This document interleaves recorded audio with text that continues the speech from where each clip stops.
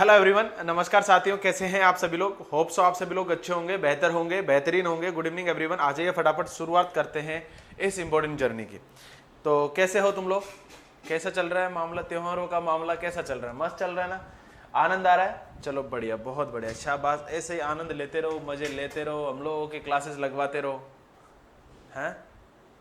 अरे good evening everyone, good evening. कैसे हैं आप सभी लोग? Good evening everyone, good evening. कैसे हैं, कैसे हैं मेरे बच्चों? Good evening everyone. आ जाइए फटाफट फटाफट आ जाइए।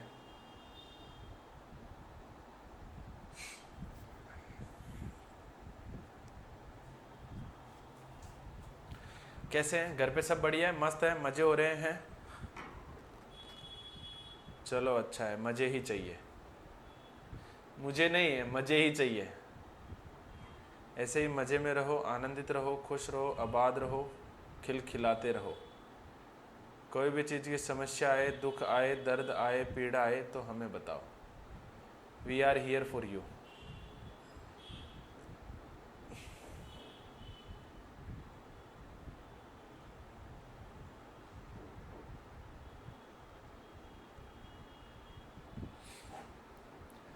ओके।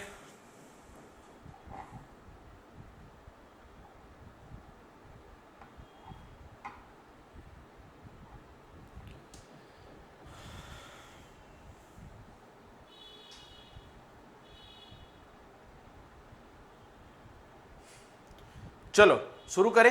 चलो अब शुरू करते हैं, इस इंपॉर्टेंट जर्नी को आगे लेके चलते हैं। आज का एक सवाल है तुम्हारे सामने, देखिए। First line therapy for the phobia. Phobia के लिए फर्स्ट लाइन थेरेपी कौन सी है, बताओ। First line therapy for the phobias, phobia की फर्स्ट लाइन थेरेपी कौन सी है, बताओ बेटा।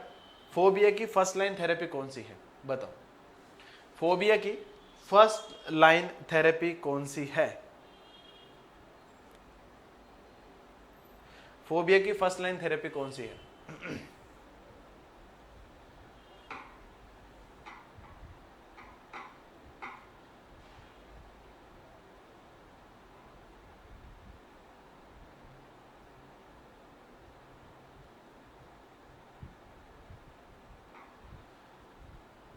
देखो यार, फोबिया के लिए मैंने कई बार आप लोगों को बताया है।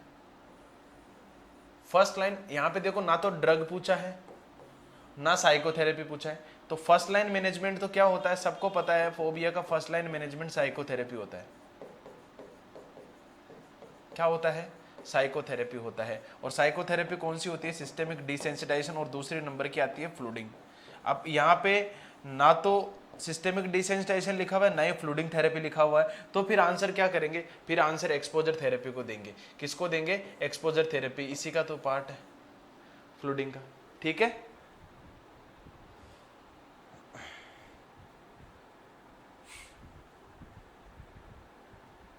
बताओ तो क्या होगा, करेक्ट आंसर क्या होगा? Sir C is the correct answer. Next सवाल देखो, अगला। Drug of choice for the social anxiety disorder. Social anxiety के लिए ड्रग ऑफ चॉइस क्या होगी? सोशल एंजाइटी डिसऑर्डर के लिए ड्रग ऑफ चॉइस क्या होगी? सोशल एंजाइटी के लिए ड्रग ऑफ चॉइस क्या होगी, बताइए। सोशल एंजाइटी डिसऑर्डर के लिए ड्रग ऑफ चॉइस क्या होगी? देखो, सोशल एंजाइटी डिसऑर्डर एक तरीके से आपकी panic anxiety, sorry, generalize anxiety disorder जैसा ही है।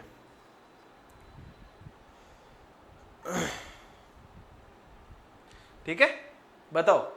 Drug of choice for the social anxiety disorder, social anxiety disorder की ड्रग ऑफ चॉइस क्या है? लिथियम होगी, पेरोजिटिन होगी, क्लोजापिन होगी, या रेस्पेरिडोन होगी? बताओ। Which drug for use to the, बताओ कौन सी ड्रग होगी जो इस्तेमाल की जाएगी, बताओ। सोशल एंजाइटी में सबको पता है पैरोक्सिटिन होगी। कौन सी होगी बेटा? SSRI। पैरोक्सिटिन is a drug of choice social anxiety disorder. अगर आपसे कोई पूछे सोशल एंजाइटी डिसऑर्डर के अंदर साइकोथेरेपी कौन सी होगी best? Psychotherapy of choice, best psychotherapy of choice क्या होगी? तो बेस्ट जो साइकोथेरेपी ऑफ चॉइस होती है इसके अंदर, वो होती है आपकी CBT, कॉग्निटिव बिहेवियर थेरेपी, या फिर अपन लोग बात कर सकते हैं रिलैक्सेशन लेकिन ये रिलैक्सेशन जो होती है ये मोस्टली अपन लोग पैनिक में देते हैं, यहाँ नहीं देते हैं। ठीक है, अगला देखो, अगला सवाल, री experience phenomena is hallmark of. Re experience phenomena किस चीज का हॉलमार्क सिम्टम है? किस चीज का हॉलमार्क सिम्टम है री एक्सपीरियंस? बहुत इंपॉर्टेंट क्वेश्चन है, बताओ। रीमार्क एक्सपीरियंस,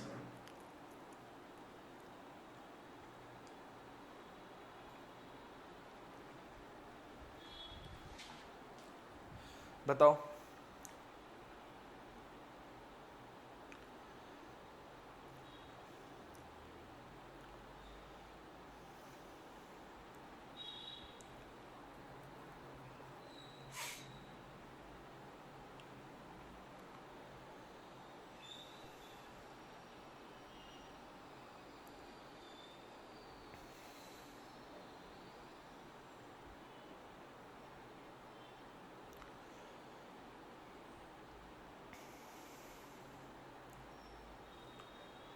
बताओ, re experience phenomena is hallmark of. Re experience phenomena किस चीज का होल मार्क है? देखो, री एक्सपीरियंस का मतलब चीजें वापस से आना, यानी कि सिंपल सी बात है, इसे अपन लोग फ्लैशबैक बोल सकते हैं, फ्लैशबैक बोल सकते हैं। और ये फ्लैशबैक किस में आता है? पीटीएसडी में आता है, पोस्ट ट्रॉमेटिक स्ट्रेस डिसऑर्डर में आता है। किस में आता है? पोस्ट ट्रॉमेटिक स्ट्रेस डिसऑर्डर के अंदर देखने को मिलता है। तो री एक्सपीरियंस फिनोमिना पीटीएसडी में ज्यादातर देखने को मिलता है, पीटीएसडी। तो ध्यान रखना, पीटीएसडी जो होता है इसको डायग्नोस करने के लिए याद रख लेना, जो सिम्टम आते हैं उनका जो ड्यूरेशन होता है सिम्टम का, वो कितना होना चाहिए? Greater than 1 month. कितने महीने ज्यादा? 1 महीने ज्यादा होना चाहिए। और जो ट्रॉमा होता है वो कितना ओल्डर होना चाहिए? वो होना चाहिए ग्रेटर देन 3 मंथ, 3 महीने पुराना ट्रॉमा होना चाहिए। जो सिम्टम्स होते हैं वो आने चाहिए माही, MAHI। एम का मतलब होता है मूड डिस्टर्ब, यहाँ पे मूड चेंजेस देखने को मिलेंगे, साथ में देखने को मिलेगा अवॉइडेंस, ठीक है। फिर देखने को मिलेगा आपको हाइपर अराउजल, ठीक है। फिर देखने को मिलेगा आपको इम्पल्सिविटी। क्या देखने को मिलेगा बेटी? इम्पल्सिविटी देखने को मिलेगा। अगर इस तरीके के सिम्टम आ रहे हैं तो समझ जाना पर्सन में क्या है, सर पीटीएसडी हो चुका है। अब आपसे कोई पूछे कि सर पीटीएसडी में ड्रग ऑफ चॉइस क्या होती है, तो देखो बेटा, पीटीएसडी में ड्रग ऑफ चॉइस वही होती है आपके SSRI, selective serotonin reuptake inhibitor drug of choice होती है। अगर आपसे कोई पूछे साइकोथेरेपी, तो यहाँ पे जो साइकोथेरेपी दी जाती है वो भी CBT दी जाती है। क्या दी जाती है? CBT साइकोथेरेपी बेस्ट होती है यहाँ पे, ठीक है। अच्छा, इसके अलावा पीटीएसडी में और क्या सवाल पूछ सकता है आपसे? बस यही पूछ सकता है, इससे ज्यादा इंपॉर्टेंट और कुछ सवाल है नहीं, ठीक है। तो री एक्सपीरियंस फिनोमिना जो होता है ये किस चीज का हॉलमार्क सिम्टम है? ये हॉलमार्क सिम्टम होता है आपके किसका? पीटीएसडी का। अगला सवाल देखो, OCD for performance anxiety, sorry, drug of choice for performance anxiety. Performance anxiety की ड्रग ऑफ चॉइस क्या होती है? परफॉर्मेंस एंजाइटी की ड्रग ऑफ चॉइस क्या है? बहुत बार सवाल पूछा हुआ है, ये तो सभी बच्चों को आता है लगभग। बताओ।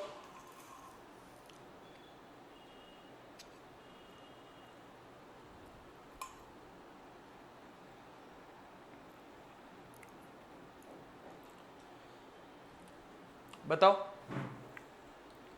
परफॉर्मेंस एंजाइटी की ड्रग ऑफ चॉइस क्या होगी? परफॉर्मेंस एंजाइटी की ड्रग ऑफ चॉइस क्या होगी? परफॉर्मेंस एंजाइटी की ड्रग ऑफ चॉइस क्या होगी? परफॉर्मेंस एंजाइटी की ड्रग ऑफ चॉइस क्या होगी? कई बार सवाल आया हुआ है परफॉर्मेंस एंजाइटी, ठीक है। तो परफॉर्मेंस एंजाइटी की जो ड्रग ऑफ चॉइस होती है बेटा, वो होती है आपकी प्रोपेनोलोल। क्या होती है? Propranolol. This is the best drug of choice. Beta blocker category की है। कैसी कैटेगरी की है बेटा? बीटा ब्लॉकर कैटेगरी की है, ठीक है। ये बात आपको ध्यान रखना है, ठीक है। This is the propranolol. ये क्या है? प्रोपेनोलोल है, ओके। चलिएगा नेक्स्ट, अगला, drug of choice in OCD. OCD में ड्रग ऑफ चॉइस क्या होती है? Obsessive compulsive disorder. ओसीडी में ड्रग ऑफ चॉइस क्या होती है? ओसीडी की अलग अलग तरीके की ड्रग ऑफ चॉइसेस होती है। आप बताइए ओसीडी की ड्रग ऑफ चॉइस क्या होती है? आप बताइए ओसीडी की ड्रग ऑफ चॉइस क्या होती है?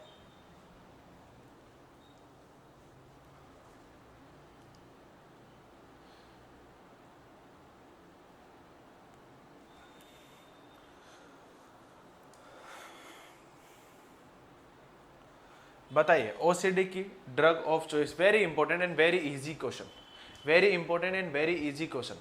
ओसीडी की ड्रग ऑफ चॉइस बताओ। लिथियम नहीं देंगे सर, क्या देंगे? फ्लुक्सजेटिन देते हैं। Drug of choice, best drug. OCD में अगर आपसे first line drug of choice पूछे तो आंसर कर देना SSRI। ओसीडी में आपसे कोई पूछे second line drug of choice क्या होती है तो आंसर कर देना TCA, और उसका नाम है क्लोमीप्रामाइन, क्लोमीप्रामाइन। ठीक है, ये बात याद रख लेना। Fluoxetine is a best drug, fluoxetine is a best drug. Okay, अगला सवाल देखो, acute panic attack management drug. Acute panic attack की मैनेजमेंट ड्रग, मैंने अभी थोड़ी देर पहले ही बताया था आपको, अगर किसी पर्सन में पैनिक अटैक आ रहे हैं तो उसका करेक्ट आंसर क्या होगा। अगर किसी पर्सन में पैनिक अटैक्स आ रहे हैं तो उसका करेक्ट आंसर क्या होगा। अगर किसी पर्सन में पैनिक अटैक आ रहे हैं तो उसका करेक्ट आंसर क्या होगा। What is the right answer for the panic attacks. Panic attacks का करेक्ट आंसर क्या होगा, ड्रग ऑफ चॉइस क्या होगी। पैनिक अटैक में मेन ड्रग ऑफ चॉइस क्या होती है बताओ। Drug of choice in panic attack, acute panic attack में drug of choice, acute panic attack में ड्रग ऑफ चॉइस क्या होती है बताइए। अक्यूट पैनिक अटैक में ड्रग ऑफ चॉइस क्या होती है बताइए। अक्यूट पैनिक अटैक में ड्रग ऑफ चॉइस क्या होती है बताओ। तो याद रखना बेटा, अक्यूट पैनिक अटैक में जो मेन ड्रग ऑफ चॉइस होती है वो कौन सी होती है बेटा, बेंजोडाइजेपिन, BZD। ये मैंने आपको आज नहीं कल बताया था। एक सेकेंड,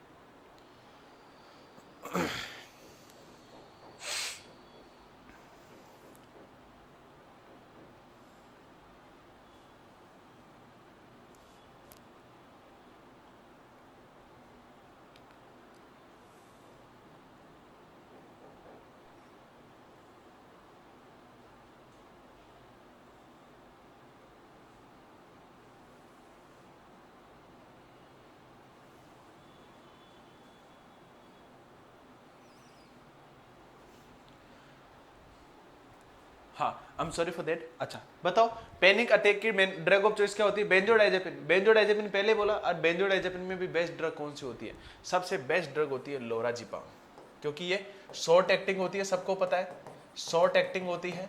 ठीक है, इमीडिएट एक्शन शो करती है, इमीडिएट एक्शन शो करती है, और यहाँ पे हमें पेशेंट को इमीडिएटली क्या करना है, शांत करने का काम करना है। ठीक है, अगला देखो, OCD classified in the DSM-5 under. OCD जो है वो क्लासिफाई किया गया है DSM के कौन से डिसऑर्डर्स के अंदर। ओसीडी को क्लासिफाई किया गया है DSM के कौन से डिसऑर्डर में या कौन सी कैटेगरी के अंदर, DSM के अकॉर्डिंग। एंजाइटी डिसऑर्डर में डाला गया है ओसीडी को, ओसीडी कंपल्सिव रिलेटेड डिसऑर्डर में डाला गया है, सोमेटोफोम में डाला गया है, या फिर डी एसोसिएटिव में डाला गया। सबकी अलग अलग कैटेगरी है, मैं अभी बताता हूँ। सबकी अपनी अलग अलग कैटेगरी है, ध्यान रख लेना, सबकी अलग अलग कैटेगरी है, एक भी एक सिमिलर नहीं है, सब अलग अलग कैटेगरी के हैं।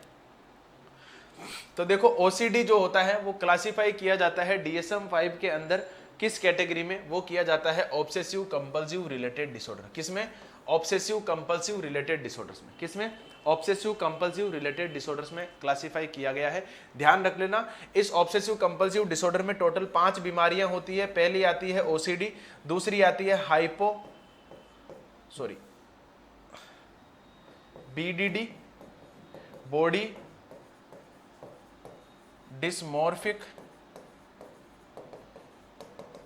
Disorder, body dysmorphic disorder. ठीक है, अच्छा इसके बाद में आती है आपकी स्किन पिकिंग डिसऑर्डर। ठीक है, इसी के साथ साथ इसमें एक और बीमार, 5 बीमारियां आती है टोटल। इसमें क्या आती है, 5 बीमारियां। एक होती है ट्राइकोटिलोमेनिया आती है, और एक आती है होर्डिंग डिसऑर्डर। ठीक है, होर्डिंग डिसऑर्डर। टोटल 5 बीमारियां आती है ओसीडी कंपल्सिव रिलेटेड डिसऑर्डर के अंदर, जिसमें ओसीडी को भी इंक्लूड किया गया है DSM-5 के अकॉर्डिंग, है ना। तो B is the correct answer. अगला देखो, earliest symptom of the schizophrenia. Schizophrenia का सबसे अर्ली सिम्टम क्या होता है? Earliest symptom of the schizophrenia, बताओ, आंसर करो। अर्लीस्ट सिम्टम क्या होता है सिजोफ्रेनिया का? What is the earliest symptom of schizophrenia? बताओ बच्चे, अर्लीस्ट सिम्टम क्या होता है सिजोफ्रेनिया का?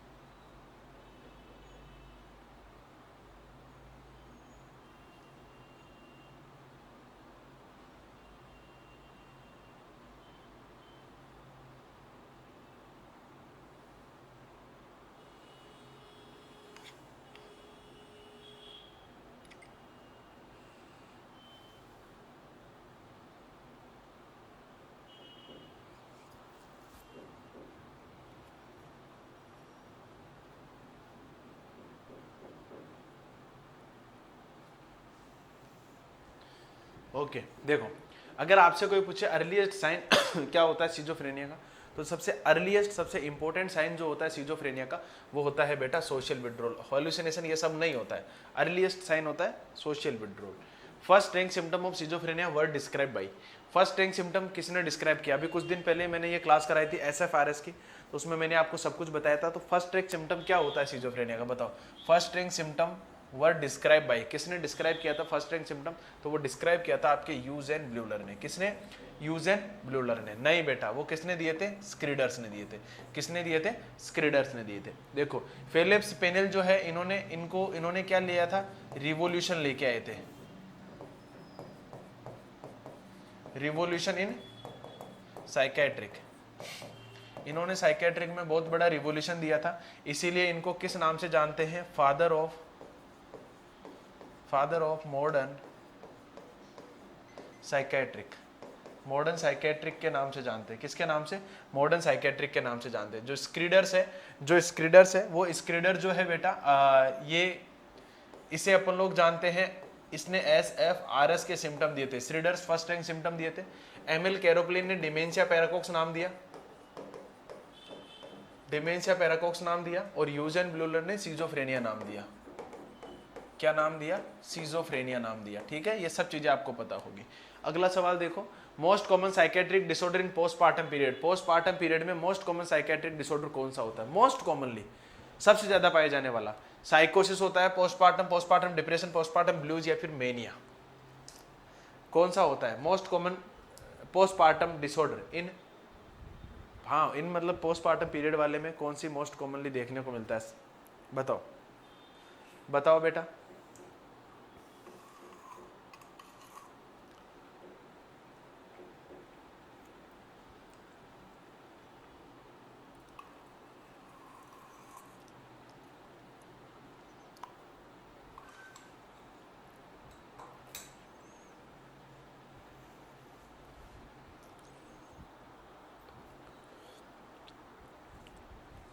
बताओ most common psychiatric disorder in postpartum period. Postpartum period में मोस्ट कॉमन साइकेट्रिक डिसऑर्डर कौन सा होता है?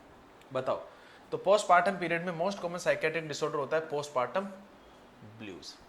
इन दोनों को याद करने का बेस्ट सिंपल्स है। ये तो फीमेल जो होती है वो इरिटेट होती है, यहाँ पे क्राई करती है और सैड रहती है बस। यहाँ पे फीमेल में डिप्रेशन वाले सिम्टम आते हैं, और साथ में क्या आते हैं, सुसाइडल थॉट आते हैं, सॉरी, सुसाइडल थॉट आते हैं।